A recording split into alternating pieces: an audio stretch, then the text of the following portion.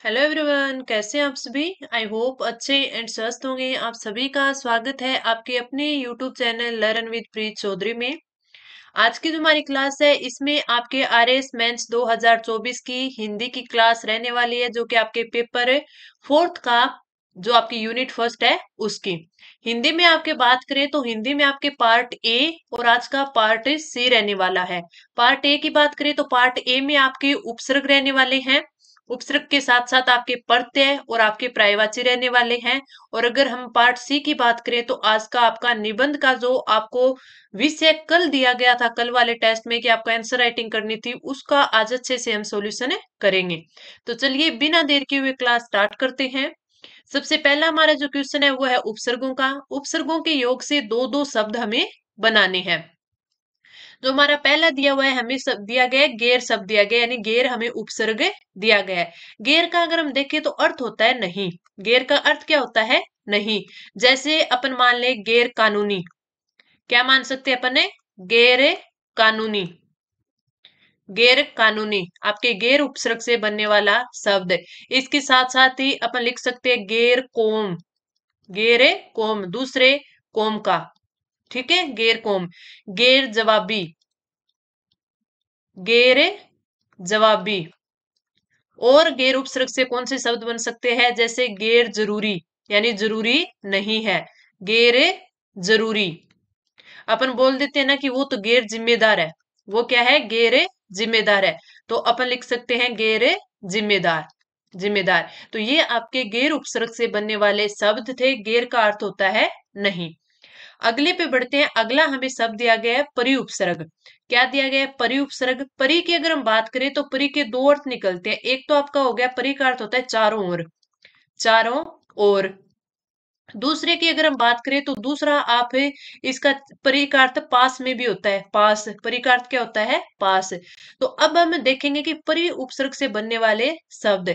सबसे पहले अपन लिख सकते हैं, क्या लिख सकते हैं? परिमाण। क्या लिख सकते हैं? परिमाण। परिमाण में हम क्या लिखते हैं? परि प्लस मान। इसका क्या हो जाएगा? परि प्लस मान। दूसरा प्रयुपसर्ग से बनने वाला शब्द कौन सा होगा? दूसरा हो सकता है परिकल्पना। किसी चीज की परिकल्पना, यानी कल्पना करना, परिकल्पना। ठीक है। और अपन क्या लिख सकते हैं? इससे लिख सकते हैं परिश्रम। परिश्रम परिउपसर्ग से बन सकता है। और बन सकता है परिणय। परिणय। परिणय की बात करें तो आपसे पूछ ले कि इसमें उपसर्ग और आपके उपसर्ग और मूल शब्द को अलग करना है, तो ये क्या हो जाएगा? ये हो जाएगा आपका परि प्लस नए। परि प्लस नए। और अपन परि उपसर्ग से कौन से शब्द बन सकते हैं? पर्यावरण बन सकता है। पर्यावरण। पर्यावरण में परि। अब देख लिए पर्यावरण ये है कि इसमें दो उपसर्ग आते हैं। कौन कौन से? आपका परि उपसर्ग आ गया, प्लस में आपका आ उपसर्ग आ गया, और प्लस वर्ण। इसी प्रकार पर्यटन भी लिख सकते हैं, जिसमें परि प्लस अटन। तो ये आपके परि उपसर्ग से बनने वाले शब्द थे। अब हम आगे बढ़े। अगला हमें दिया गया है सम उपसर्ग। सम उपसर्ग की बात करेंगे तो सम उपसर्ग का पहले तो हमें देखते हैं कि सम उपसर्ग का अर्थ क्या होता है। तो सम उपसर्ग का अर्थ होगा आपका अच्छी तरह। क्या हो जाएगा? अच्छी तरह। अच्छी तरह। दूसरा इसका हो सकता है सम का शुद्ध भी होता है। सम का शुद्ध भी होता है, पूर्ण भी होता है। पूर्ण भी होता है। तो ये इसके क्या हो गए? अर्थ हो गए। अब हम देखते हैं कि आपके जो सम उपसर्ग है उससे बनने वाले शब्द। जैसे संगम। क्या हो गया? संगम। संगम में देखें तो इसमें बनता है सम प्लस गम। सम प्लस गम। दूसरा अगर हम देखें इसका तो अपन लिख सकते हैं संगत। संगत। संगत में क्या हो जाएगा? सम प्लस गत। समूह है। समूह है। और बन सकता है आपका संवहन। संवहन भी बोल सकते हैं अपन, सम प्लस वहन। संगति। संगति। संपदा। और क्या लिख सकते हैं? संपदा। संवाद। संवाद। संयोग। तो ये सारे के सारे सम उपसर्ग से बनने वाले शब्द है। इसके अलावा अपन संरक्षण बोल सकते हैं, संक्षेप बोल सकते हैं। ये सारे के सारे आपके हो जाएंगे सम उपसर्ग से बनने वाले शब्द। अगला आता है सु उपसर्ग। सु उपसर्ग की बात करें तो सु का अर्थ क्या होता है? अच्छा होता है। सु का अर्थ क्या होता है? अच्छा होता है। थोड़ा नीचे लिख देती हूँ। सु का अर्थ होता है अच्छा। सबसे पहले हम इसका अर्थ लिखेंगे अच्छा। अच्छा। या फिर सु का हो सकता है अपन लिख सकते हैं सरल। सरल का भी इसका अर्थ निकलता है। जैसे अपन सु से बनने वाले शब्द लिखें तो सुमन। क्या लिख सकते हैं? सुमन। और लिख सकते हैं सुदूर। और एक चीज याद रखना, जो ये सुदूर है ये आपके शब्द शुद्धि में वेरी इंपॉर्टेंट क्वेश्चन है कि इसमें शब्द शुद्धि का इसमें क्वेश्चन पूछा जाता है, तो आपको ध्यान रखना है। छोटे और बड़ा, छोटे और बड़े उससे बनने वाला शब्द है सुदूर, तो वेरी इंपॉर्टेंट है ये। ठीक है। और सु से बन सकता है सुगति। सुगति। सुदृढ़। सुदृढ़। तो ये आपके सु उपसर्ग से, इससे अपन ने सुशील भी लिख सकते हैं। सुशील। तो ये आपके सु उपसर्ग से बनने वाले शब्द हो गए। अगला आता है अंतर। अंतर की बात करें तो अंतर एक तो हो जाता है भीतर। अंतर का जो अर्थ निकलता है भीतर या फिर मध्य। या फिर मध्य। अंतर का क्या हो जाएगा? भीतर और मध्य। जैसे अपन लिखेंगे अंतर्गत। अंतर्गत। अंतर्गत के अलावा अंतर मन। अंतर मन। और अपन लिख सकते हैं अंतर्मूर्त भी लिख सकते हैं। अंतर्मूर्त। मूर्त लिख सकते हैं। अंतर आत्मा लिख सकते हैं। अंतरात्मा। ठीक है। और अपन क्या लिख सकते हैं? अंतर्घात लिख सकते हैं। अंतर्ज्ञान लिख सकते हैं। तो ये सारे के सारे आपके अंतर उपसर्ग से बनने वाले शब्द हैं। अंतर्मन यानी मन के भीतर। अंतर्मूर्त, अंतरात्मा, आत्मा के भीतर, अंतर्गत। ठीक है। अगला आता है हमारा पर उपसर्ग। पर उपसर्ग की बात करें तो इससे अर्थ निकलते हैं। पर का अर्थ आगे भी होता है। पर का अर्थ अधिक भी होता है। ठीक है। पर का अर्थ है वो विशिष्ट भी होता है। किसी चीज को विशिष्ट करने के लिए भी अपन पर उपसर्ग है वो लगाते हैं। जैसे अपन लिख सकते हैं, अपन लिख दे परवीण। क्या लिखेंगे? परवीण। परवीण की बात करें तो इसमें पर प्लस वीण यानी वीणा। ठीक है। किसी चीज में परवीण क्या होता है कि किसी चीज में कुशल होना। ठीक है। अगर अपन पर से लिखें तो परवचन। परवचन। प्राप्त। पर प्लस आप्त। प्रेषण। प्रेषण। प्रेषण से पर प्लस ईषण। परखर। परखर में पर प्लस खर यानी तेज। इसका क्या होता है? तेज। आगे अगर हम बात करें इसमें, तो अगला बन सकता है हमारा निस उपसर्ग दिया हुआ है। अगला क्या दिया हुआ है? निस उपसर्ग। निस उपसर्ग की बात करें तो निस का अर्थ क्या होता है? बड़ा या विशेष। बड़ा या विशेष। तो निस से अपन लिख सकते हैं जैसे निष्काम। निष्काम। निष्काम में निस प्लस काम हो जाएगा, निष्फल हो जाएगा। निष्फल। निस प्लस फल। निश्छल। निश्चल हो जाएगा। निश्चल हो जाएगा। निश्चल हो जाएगा। अपन निश्चल ऐसे भी लिख सकते हैं, और एक निश्चल है वो कैसे लिख सकते हैं? इसी को अगर ये लिखा हुआ मिल जाए आपको कि ये से आ जाए और चाहे इसके पैरों में आ जाए, ये निश्चल भी अपन को लिखा हुआ मिलता है, तो दोनों ही सही होते हैं। निशुल्क हो गया, निःशुल्क हो गया, ये सारे के सारे निस उपसर्ग से बनने वाले शब्द हैं। अगला हमें दिया हुआ है नी उपसर्ग। नी की बात करें तो नी का क्या होता है? बड़ा, विशेष। इसका बड़ा भी होता है, विशेष भी होता है, या फिर एक निषेधात्मक भी अर्थ इसका निकलता है। जैसे अपन लिख दे निल्य। निल्य। नियमित। नियमित। इसके अलावा और क्या बन सकता है? निकाय। निकाय क्या होता है? कोई चीज संगठन हो गया, कॉरपोरेशन हो गया, वो वाला निकाय। ठीक है। निक्षेप। निक्षेप यानी डाल देना। ठीक है। और निखिल। निखिल का अर्थ क्या होता है? संपूर्ण। निखिल संपूर्ण। या फिर निश्चय समूह।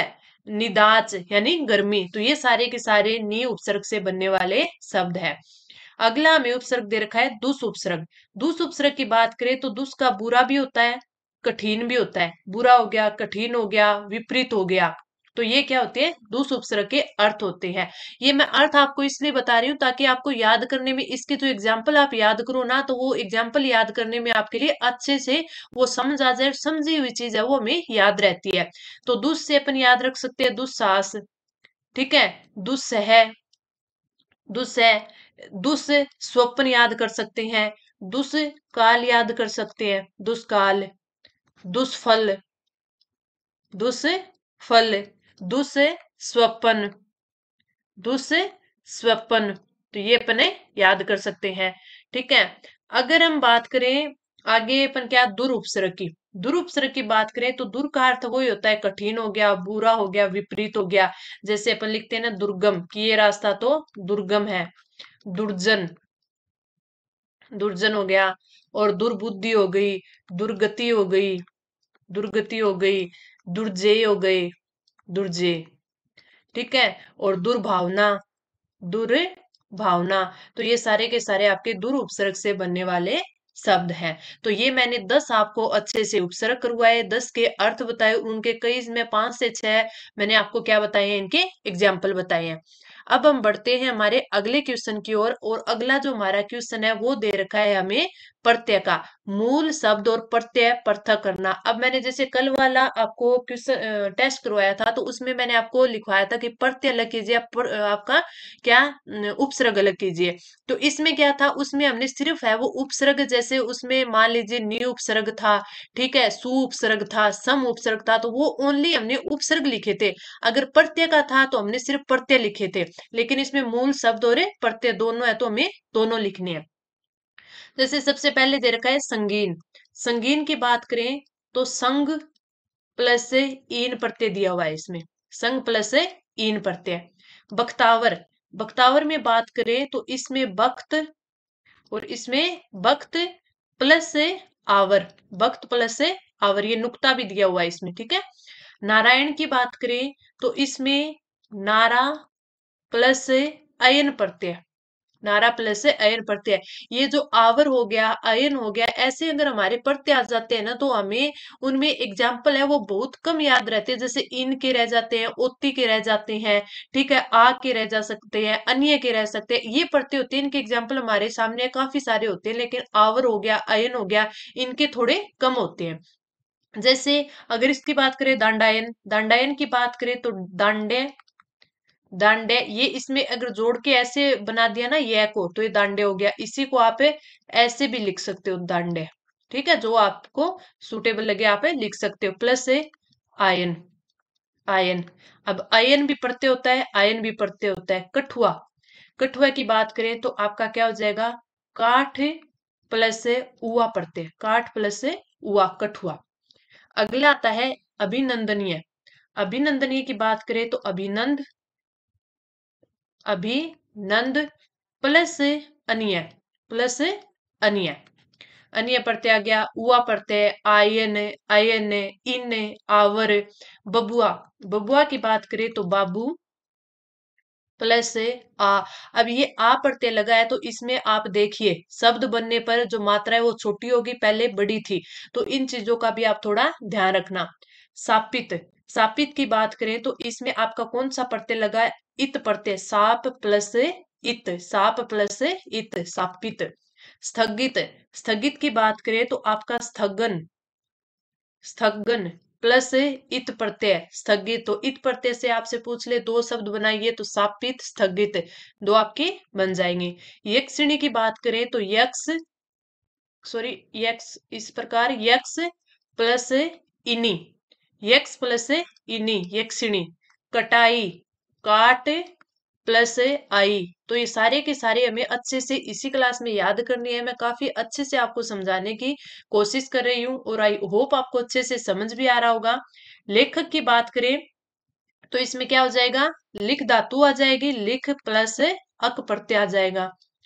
अगन्य की बात करें तो अग्नि, अग्नि प्लस ए आ जाएगा। तो इसमें अक प्रत्यय, लेखक में, अग्नि में ए प्रत्यय। विधेय की बात करें तो इसमें क्या आ जाएगा, वेद प्लस यह प्रत्यय। लाघव की बात करें तो इसमें आ जाएगा लघु प्लस ए प्रत्यय। तो ये मैंने आपको 15 है वो क्या करवाए, प्रत्यय करवाए, 10 उपसर्ग करवाए। आई होप आपको अच्छे से आपका आज का जो उपसर्ग और प्रत्यय था वो अच्छे से टॉपिक है वो आपने अच्छे से रिकॉल कर लिए। अब हम बढ़ते हैं अगले क्वेश्चन पर, और अगला हमारा क्वेश्चन है पर्यायवाची का। दो दो पर्यायवाची हमें लिखने हैं। सबसे पहले हमें दिया गया है अंग। अब अंग की बात करें ना तो इससे दो प्रकार से बन सकते हैं इसके। अगर पहले प्रकार की बात करें तो अंग का अर्थ भाग भी होता है, अंग का पर्यायवाची भाग भी होगा, अंश भी होगा, ठीक है, कोई चीज का हिस्सा, हिस्सा हो गया, ठीक है, या फिर पक्ष, पक्ष। एक तो ये आपके अंग के पर्यायवाची बन सकते हैं। दूसरे की बात करें तो अव्यय, अंग का अर्थ या अव्यय का अंग का जो पर्यायवाची है वो अव्यय भी होता है और ये अजो भी होता है। तो आपको जो भी याद हो आप याद रख सकते हैं, अंग का भाग, अंश, हिस्सा, पक्ष, अव्यय और अजो। अतिथि, अतिथि का हमें याद है, दो ही लिखने हमें तो बहुत अच्छे से याद है, मेहमान, मेहमान, और आगंतुक, आगंतुक, पाहुना, ठीक है, या फिर उसको पाहुन भी लिख देते हैं, पाहुन, अपन बोलते हैं ना कि पाहुना आए हैं हमारे घर पे, ठीक है, या फिर अभ्यागत, अभ्यागत। तो ये आपके अतिथि के, मेहमान के क्या हो गए, आपके पर्यायवाची हो गए। अगला है उसर, उसर के हमें दो बहुत ही अच्छे से याद है। उसर का क्या होता है, एक तो अनउपजाऊ यानी अनुपजाऊ, अनुपजाऊ, और दूसरा जो हमें याद रहता है वो कौन सा है, अनुर्वर, अनुर्वर। तो ये दो हमें अच्छे से याद रखते हैं। तीसरा भी आप रख सकते हो, सस्यहीन, सस्यहीन, ये उसर के पर्यायवाची है।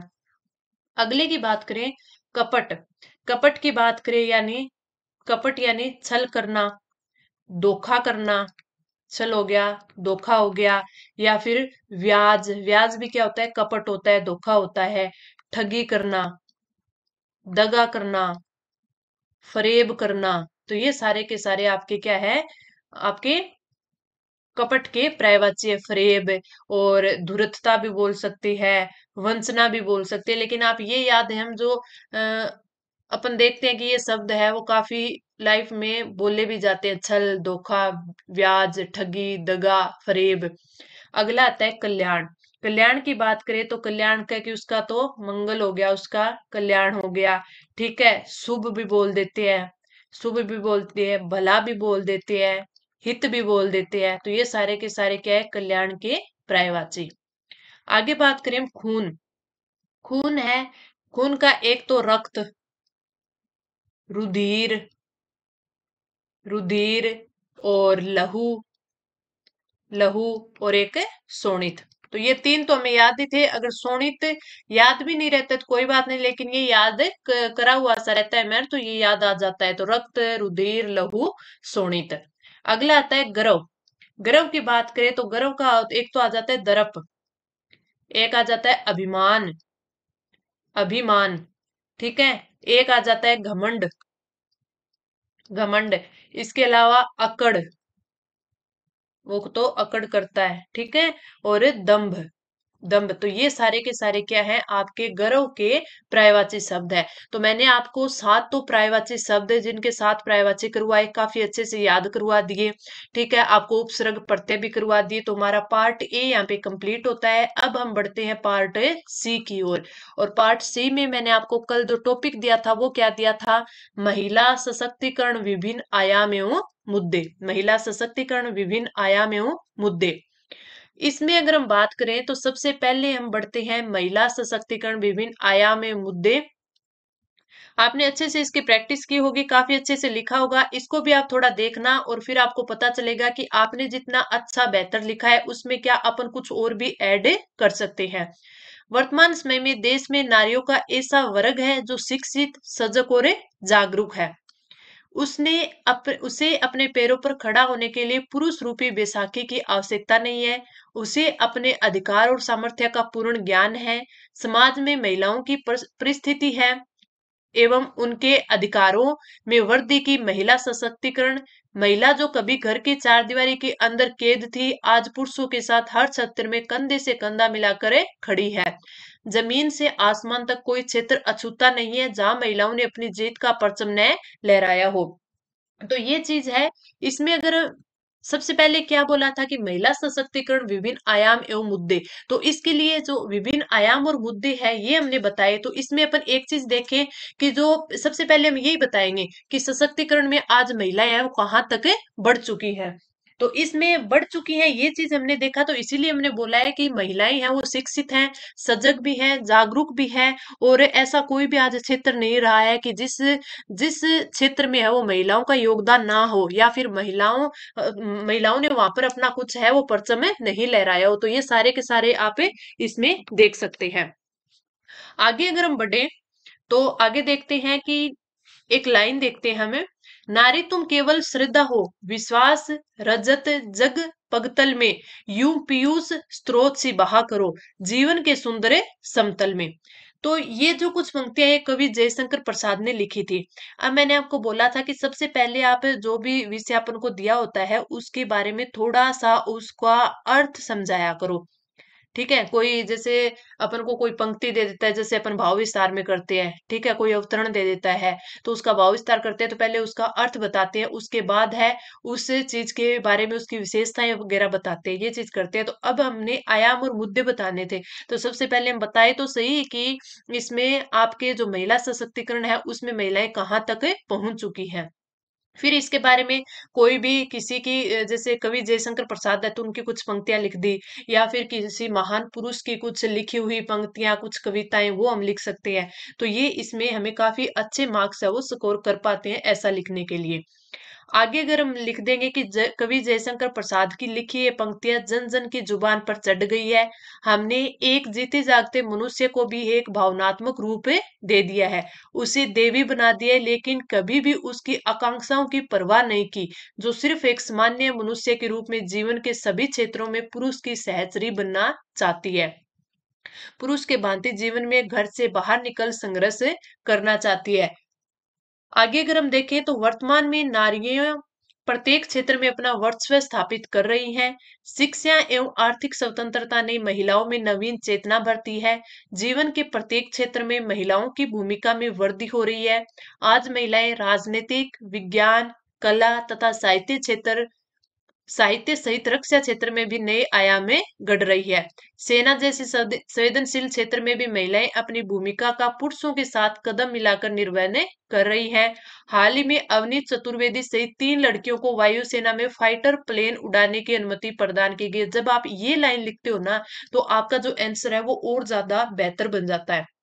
और उसमें ही एग्जामिनर यही चीज देखता है कि आप करंट से मिलाकर है वो निबंध में क्या कुछ है वो कंटेंट डाल रहे हो। और जो अपन अब की चीजें इसमें डालते हैं ना, जो एग्जाम्पल देते हैं, जो करंट से रिलेटेड देते हैं, तो उसमें हमारे जब कहीं हमें 10 में से अगर या फिर इसमें 20 में से बात करें तो जो मान के चलिए आप 10 नंबर का जो कोई क्वेश्चन होता है ना, अब इसमें उसमें एग्जामिनर हमें 6 नंबर दे रहा था तो उसमें वो आधा नंबर फालतू देगा करंट का कुछ भी कंटेंट ऐड करने पर। और जब ये आधा आधा नंबर हम लास्ट तक सिक्योर कर पाते हैं ना, लास्ट तक इन आधा आधा नंबर को जोड़ते हैं, तो उसमें हमारी जो रैंक होती है वो डिसाइड होती है। तो ये आधा नंबर भी बहुत ज्यादा होता है हमारे लिए, आधा ही नहीं 1/4 इसके भी आप ये देखो।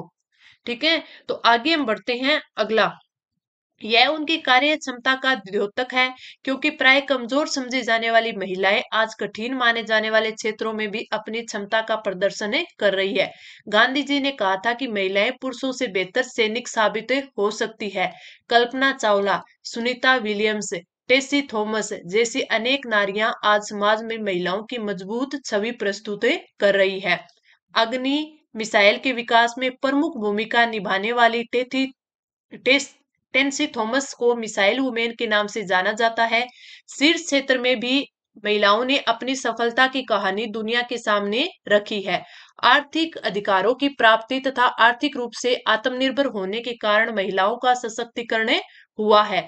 देश के कई आर्थिक संस्थानों के शीर्ष पदों पर महिलाएं कार्यभार संभाल रही है तथा देश के विकास में अपना योगदान दे रही है। अरुंधति भट्टाचार्य, शिखा शर्मा, किरण मजूमदार आदि आर्थिक क्षेत्र में शीर्ष पदों पर काबिज है। इनकी अगर हम बात करें तो ये देखिए, हमने जैसे पहले कई महिलाओं की बात कही, फिर इसमें इन महिलाओं की बात की, तो ये भी जो हमें पीछे की जो महिलाएं थी उनका भी जिक्र करते हैं, तो वो बहुत अच्छा इफेक्ट इसमें डालता है। आगे देखें, इन सब के बावजूद सिक्के का एक अन्य पहलू यह भी है, आज भी महिला कार्यबल का एक बड़ा हिस्सा अन्याय और शोषण का शिकार होता है। जो महिला सशक्तिकरण के इस सकारात्मक आयाम की छाया में धुंधला पड़ जाता है, पूरे विश्व में आज भी कई कार्यस्थलों पर महिलाओं का यौन शोषण होता है। मी टू अभियान यह सिद्ध करता है कि महिलाएं किस प्रकार से कार्यस्थल पर प्रताड़ित की जाती है। अब ये चीज इसमें लिखी है ना, मी टू अभियान, तो ये भी काफी अच्छी चीज है कि एग्जामिनर को पता होगा कि हाँ स्टूडेंट है वो अवेयर है आज की हर चीज से। वैश्वीकरण के इस अर्थ प्रदान युग में एक और जहाँ स्त्रियां वर्जनाओं को तोड़ते हुए नित सफलता के नए सोपान चढ़ती जा रही हैं, वहीं दूसरी ओर उन्हें भोग की वस्तु के रूप में प्रचारित और प्रसारित भी किया जा रहा है। बहुराष्ट्रीय कंपनियों के उत्पादों के विज्ञापनों में इसकी झलक बड़ी आसानी से देखी जा सकती है, चाहे वह फिल्म इंडस्ट्री की शोषित कोई स्त्री कलाकार हो या विज्ञापनों में बड़े ही शर्मसार तरीके से चित्रित की गई कोई नारी हो। अतः वास्तविक महिला सशक्तिकरण तभी माना जाएगा तब उसकी प्रतिभा को स्वीकार्यता मिले, न कि उसके दैहिक सौंदर्य को। इसके अतिरिक्त महिलाओं की राजनीतिक क्षेत्र में निम्न भागीदारी, कार्यबल में 20% से कम योगदान, ग्रामीण महिलाओं पर सामाजिक नियमों की आड़ में थोपी गई दहेज प्रथा, सती प्रथा, 3 तलाक, घूंघट प्रथा, कार्यस्थल पर यौन उत्पीड़न, दुष्कर्म आदि ऐसे मुद्दे हैं जिन पर विचार करना अति आवश्यक है, क्योंकि विकास और वृद्धि की जो संकल्पना है उसका आधार स्त्री के विकास पर टिका हुआ है। अब इस चीज में एक चीज आपने देखी कि हमने जो सारे के सारे पहलू थे वो सारे के सारे उजागर किए। हमने महिला सशक्तिकरण के बारे में बोला कि जो महिला महिला सशक्तिकरण हुआ है उससे क्या क्या चीजें हैं वो पॉजिटिव वे में हुई है, क्या क्या चीजें हैं आज भी चाहे महिला सशक्तिकरण हो रहा है फिर भी क्या चीजें हैं जो आज नेगेटिव वे में जा रही हैं। तो सारी चीजें हमने इसमें बोली, तभी इसमें लिखा था आयाम एवं मुद्दे, क्या क्या उसके मुद्दे बन रहे हैं। अब महिला सशक्तिकरण के लिए कई अभियान भी चल रही हैं कि सारी जो सरकार है गवर्नमेंट है वो भी इसके प्रयास कर रही है, लेकिन फिर भी कुछ ऐसे आप मान सकते हैं क्षेत्र है जहां पर महिला का शोषण हो रहा है, वो चाहे कोई से भी क्षेत्र हो। तो इस प्रकार आप अच्छे से आप अपना निबंध है वो लिख सकते हो। मैं भी काफी सारा कंटेंट है आपको प्रोवाइड करवा रही हूँ और ये कंटेंट आपको अच्छे से हेल्प करेगा आपकी एक अच्छी रैंक सिक्योर करने के लिए। अब हम बढ़ते हैं अगले क्वेश्चन पर, और अगला जो हमारा नेक्स्ट टेस्ट होगा उसका ये क्वेश्चन रहेगा जिसकी आंसर राइटिंग आपको करनी है। निम्नलिखित कथन का आशय स्पष्ट करते हुए भाव विस्तार कीजिए। शब्द सीमा लगभग 150 शब्द। अविवेक आपत्तियों का घर है। अविवेक है वो आपत्तियों का घर है, तो इस पर आपको क्या करना है, भाव विस्तार पलवन आप मान के चलिए ये आपको लिखना है। अच्छे से आप आंसर राइटिंग करना, फिर कल वाले टेस्ट में है हम इसका सॉल्यूशन करेंगे। तो आज की क्लास आपको कैसी लगी कमेंट करके नीचे जरूर बताना, अच्छी लगी तो लाइक करना, लेकिन अपने दोस्तों के साथ शेयर करना मत भूलना। चलिए मिलते हैं अगली क्लास में, धन्यवाद।